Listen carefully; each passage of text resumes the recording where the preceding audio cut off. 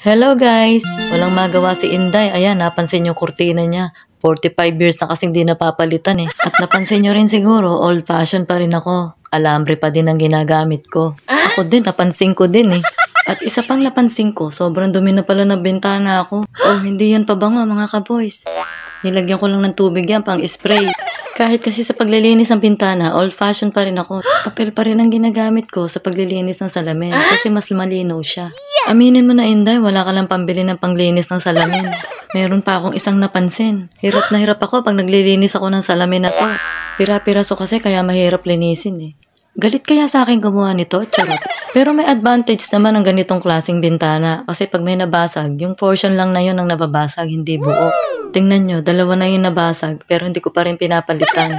Pag kasi sakto lang ang budget mo o minsan kulang pa nga, mas uunahin mo talaga ang pagkain at pangangailangan ng mga anak mo. Ganyan ang ina, di ba? At isa sa pinagpapasalamat ko ay nakapagpunta ako ng sariling bahay namin. Malaking blessing yun para sa akin. After 10 years, natapos na rin ang paglilinis ko ng salamin. Mapapawawa ang bunso ko nito pagdating niya kasi favorite niya ang kurtina na to. Wow. Matagal na niya pinapakabit sa akin ang kurtina na to. Kaya lang, alam niyo na, busy lagi sa pag-engage. Charot, tinamad lang talaga ako. Okay na bintana ako, malinis at maayos na. O paano guys, sa susunod na lang ulit ha. See you!